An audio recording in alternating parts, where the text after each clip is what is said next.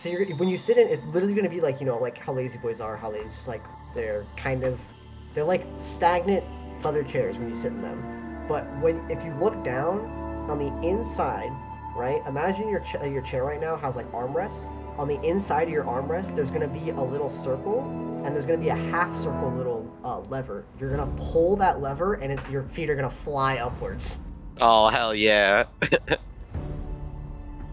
Just remember the levers there, and then also, what is it? Depending on the seats, you can also move the armrests up and down as well.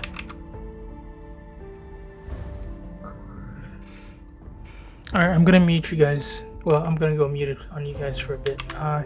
This one is, I usually narrate because it's a strategy game, so I have to explain everything to some degree. Yeah, I'm gonna try to get high before this movie. Alright, guys. I feel like Avatar is the perfect kind of movie to be like really stoned when you see. Welcome to the second episode. Yeah. So like, the world building. Clash of Lords 2. So, actually, let me just quit Discord and focus on this. Nope, don't want to exit. Just wants to make this bigger.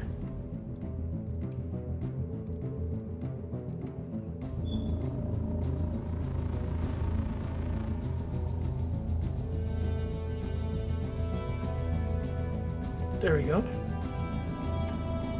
I'm pretty sure there's something in here I can edit the size of it to a science at least.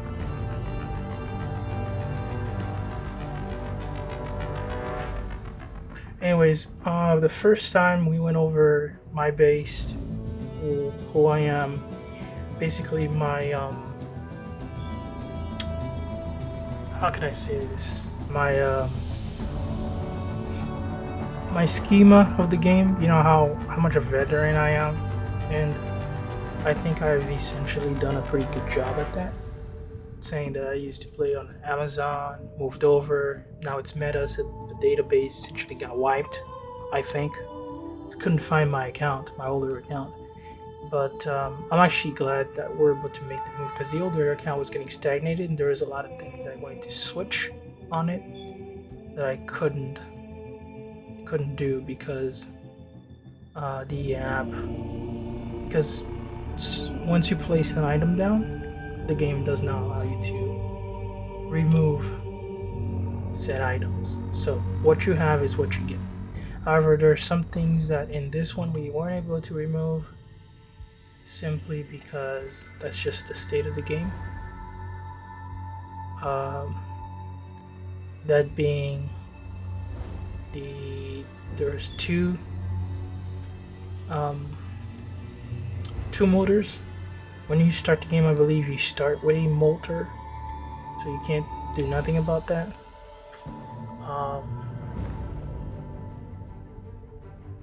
And you also have a few cannons that you can't. Again, the fact that you can't remove certain things, you can't sell them back, puts that the risk. So. And I also went over the last episode about certain things that you just don't want to put down. They're just very inefficient in terms of defending your base. Like, this is what I specialize in, is base layout, base defense. That's what I'm really good at. Most people they upgrade, and they just focus on the hero like 90% of the time. I'm not saying that's not a good way of playing the game. I mean, that's why most people are doing it. However, I think you can get so much more out of your base by just understanding the fundamentals of how the game works. This is taking a bit longer than I thought. So yeah, so that's essentially it.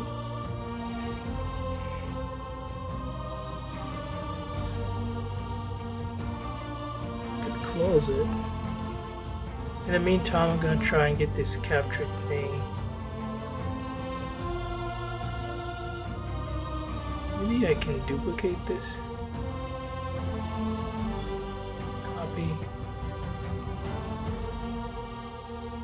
Beast. Let's rename this.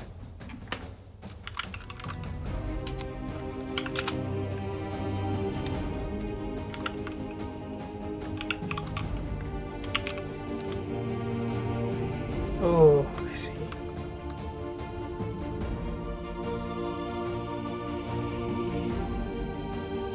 Let's remove it.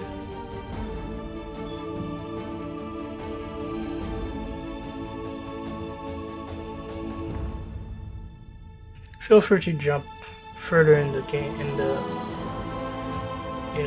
so you don't have to watch everything if you don't want to. Let's see here.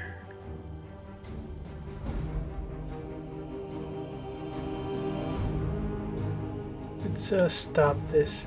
This is 98%. Let's redo this.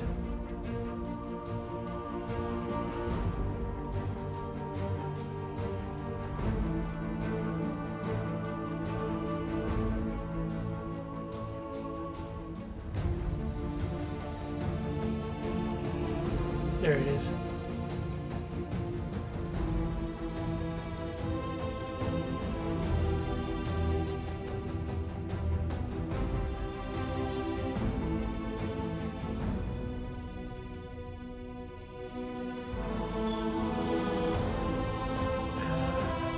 Is this one?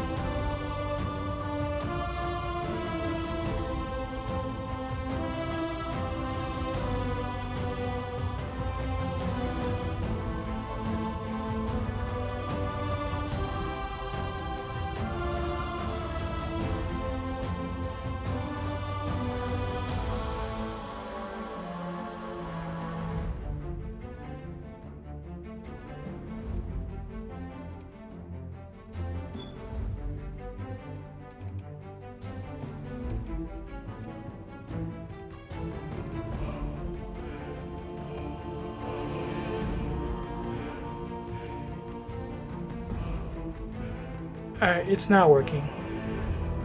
We're just gonna move on. We're just gonna make this match the screen ratio that we want. I think it goes about this size. Yeah, there you go. We want this to be about this big. There you go. That works out. Alright, so episode 2, what's up? Yeah, so we're not gonna go into these because I think we already went through them already. I don't want to waste everyone else's time here. So today, what we're going to be focusing on is pretty simple. We're going to be doing guild clash, it's guild stuff basically. Let me see. Claim all. Yeah, this is really nice.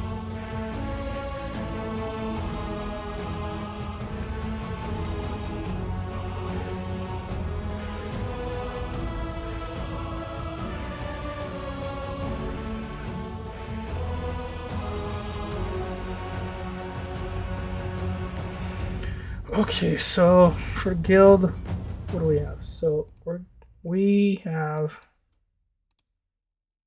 I believe battle report. So this is the second day. Oh, it's 3 day already. So I was not here for this day, I think. No, I was not here for this day. So I'm gonna be doing this day. So I missed one of those days. These guys are all 150. That's what I noticed about these merge of accounts, if you will. Everyone is like big spend, like people are just spending so much in this game. It's ridiculous. Like, how is it that everyone that we meet, this is a pretty weak org too. Like, we're not like top 1% or top 10, top 20 or top 30, I'd say. We're pretty like, we're around the top probably 50 in the world. But like, dude, everyone is at least 150, at least Pisces and whatnot. It's kind of ridiculous. It's like, you really start to me, like, it's starting to take away the whole the whole like strategy aspect of it, that you actually have to think about what you're doing. Instead, it's starting to be more of a like a whoever has the most amount of cash basically um, gets to stump on everybody else, and that's not exactly fun. So like, let's look at our org where we are, right? So guild trophy ranking, we are 500, not even top 50, but top 578. Okay, let that sink in for a second, right? Though we only have 20 members, so that's another thing. But even still, I don't think we get past 300, right? So let's look at something like United, right? All these guys are like, they're like at least 5k, at least 5k, right? So 5k right here. So let's look at our biggest player, right? Just get an idea what's going on. What is absolutely going on? It's just a big spender, you know. The highest person, our leader is at that, is 4.5k. Okay, so that means that they have at least 49 players, with 50 players that are stronger than our leader at 150. That means that everybody over there is probably a level 150, right? Let's see, right? Yes, they fucking are. Everyone is 100 and 150, right? So you kind of get an idea here. It's like, if you're going to be anywhere like in the top 20, top 30 of players in this game, you're not, like, this is like a simp epidemic, if you will, right? It's like people are like, unless people, this is my prediction, it's most likely wrong, but unless like people are like financially stable and whatnot,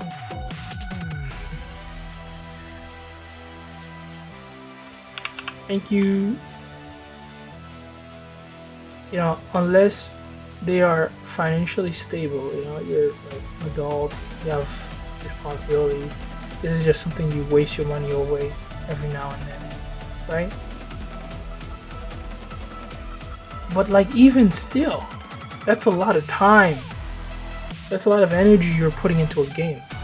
Like, the people that play this game have to be on fairly consistently to keep that ranking up, right? Because if you're up there, you're constantly getting bombarded by raids. Constantly. There's no way you're not getting bombarded by raids, right? So how the hell they would be able to sustain that level of power, if you will, right? That means that they would quite literally have to be on the game for as long as possible. That's the only explanation. And there's a certain level that you reach in terms of, and I've seen my own, like, you know, our leader and whatnot, and they're on fairly consistent, quite a lot. And I used to play this game in the back in the days, and I used to be on a lot of times, right? I may not have been like pouring money into it, but I used to be on a lot of time, and it's very time consuming, because the reason why it's time consuming, because of all this shit right here that they do. And it's free stuff. You're just clicking away, free stuff. But honestly, this isn't really good for your mind to review, because you're like hooked to it, and they got a lot of people hooked to it. Clearly, based on the top, you know, think about how much work you need to do just to do this. How much people would spend on money, spend to get something, you know, to get their champions to a certain level, and you maximize that by like 20 times that. 20 times the attention, and they're like focusing on an org. If they're their org leader, they want to make their org the best org that there could ever be. So it's like, so you have to basically choose to play this game for chill, or you're just gonna have to like grind it out and try to beat everyone, which is basically try to outspin everyone. And that is not what we're going to be doing. We are not going to go down that rabbit hole of trying to outspin everyone. One, because it's not worth it. And two, we do not have that money anyways to be spending. So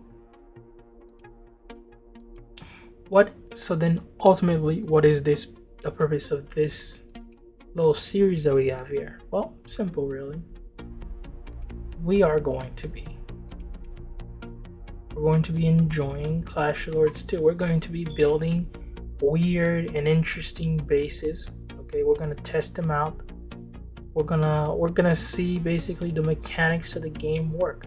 So earlier I explained how you could have a wall right here and a wall right here, taking them up, right? And then have targets come from this side and then ultimately trickle to the front, trickle to the back, and have their damage wasted. We're gonna do exactly that, right? So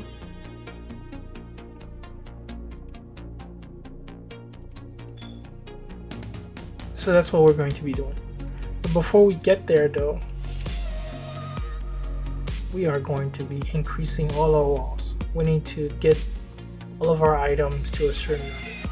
So let's see here. We have level 13, level 14. So the first few things we need to do is to get these walls done. We've been very consistent with upgrading everything that we have. So they all been around the same level, 13 or 14, ultimately going to 14 for everything. Then we move to 15. That's the goal. I think it's much better to do that than to focus on to have like one item that's like level 30 or something, and everything else is like it's been neglected. I think that's a very poor way of doing things. So this has to be fun. This can't be a typical Clash of Lords account where we are just pouring money, right? This has to be a sort of free to play. It's not, because I've obviously spent into this, but that's because I've had what's the word? Experience of how this thing is in the past, and so I know what size of the platform that I ultimately want to be. And this is what you got. So we got a few more minutes before we close this episode, but that's essentially the idea. So then then the focus will be, so then the next thing is to talk about the champions. Okay, the things that we're going to be focusing on in terms of champions are things that allows us to revive the team over and over again. We already stated that we are going to be focusing on defense. That's the main thing, building bases, testing the mechanic, enjoying that aspect of the game. The strategic aspect of the game. We're also going to be, a big part of this game is, the strategic aspect of this game is the champions. And so what is the focus we're going to be doing? Well, we're going to be focusing on champions that allows us to revive the team over and over again. So when we do get raided, we're always coming back. It seems like it gets harder the longer it goes, not easier, right? So that's the goal. So that's why we have Rene, obviously fundamental, revived champion. We have Enchantress, I believe. And these two don't revive, but I believe the new one, the new champion does revive. Ooh, Glyphs. Quite good. But I believe he's right here. This one, Thunderwing. I think it's right here. So while defending, revive all dead allied heroes with 50% of time max HP upon death, excluding heroes that can't be revived. Grants them a shield that absorbs up to 30% max HP. Shield also increases the effect of. So this revives, that's nice. And it's fortitude, so it's base defense, so that's awesome. They're focusing on base defense. It doesn't look that far different from this to this. I don't know what they're thinking. Then this guest says, send Thunderquail to protect one ally hero with the lowest HP. Okay. Aid. Not bad. Wait, what?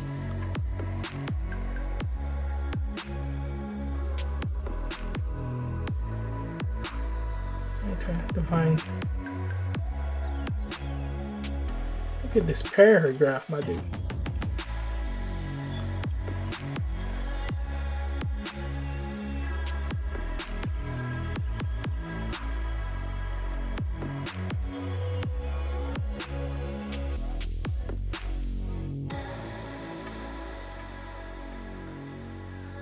Okay, so to me, all of this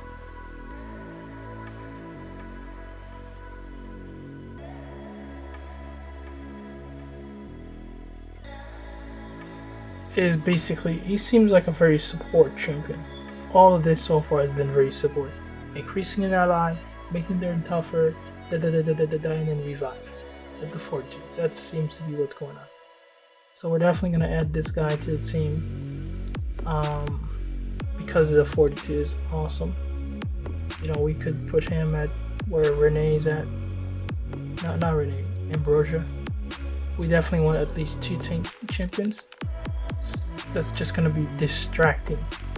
So the 2 options that we're going with so far that we're pretty confident of are Landslide and Woven Fiend. They have taunts like crazy.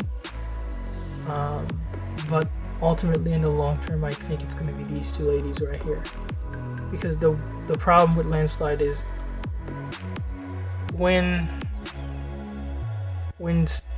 he's past it's this one, Fortitude, champions can pull him outside the base. So for example, let's say we're trying to attack all around the base, right, to just destroy it. We could put a champion like right here and pour the rest back here. So then it's 3. That means that he just jumps, leaves what he's supposed to be defending, which are the other champions in the station. And by the time he goes back, he walks his tiny little butt around. A vast majority of the damage has already been done. So he's not good for long term. Woven Fiend, the other issue is for him, it could be good for long term, but you can't make it so that he cannot use his skill. He has to change into a wolf, which is not ideal for defense. It's for an offensive asset. So that's why it doesn't work. Whereas these 2 ladies, okay, this naturally provides an imp that taunts. So there's a taunting right there, and then this ultimate right here, the Divine, when Soul Tether is active, you spawn a Chaos Imp, and it taunts. It taunts the enemy. It taunts taunts one random enemy, etc. So you have 2 things that are taunting. I'm not too sure about this one.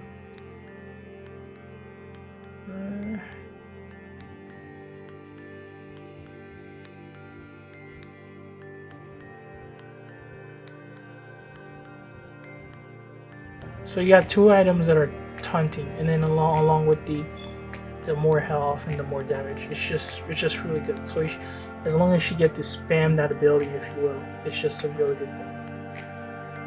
And on Foxy's side,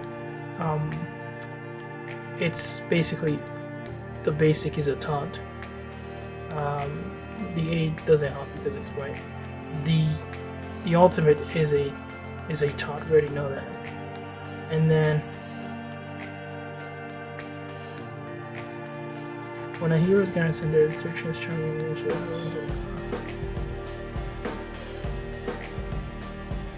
And then the fortitude is a bit of a taunt as well. So you have taunts that doesn't sacrifice them leaving the area or morphing into another asset that's not doing. And while they're not taking the hits, they're not the actual tanks themselves, they have assets to use that to beat tanks. And so you could imagine that's a lot of confusion in the backline. So that's why these two are really nice. So those are definitely. So we're gonna stop here. Yep, and that's definitely the intention for the future. Focus on defense, number one. Focus on revive. The longer the fight lasts, the harder it gets. Focus on walls and create new innovative ways to enjoy this game, because free to play is fun. I don't think it's that fun playing by just pouring money into the game, because everyone's doing it. You gotta do something that's different. And it's not because we don't have jewels or because we did not spend these. We're a veteran, so let's just try something different. That's all. Have a good one.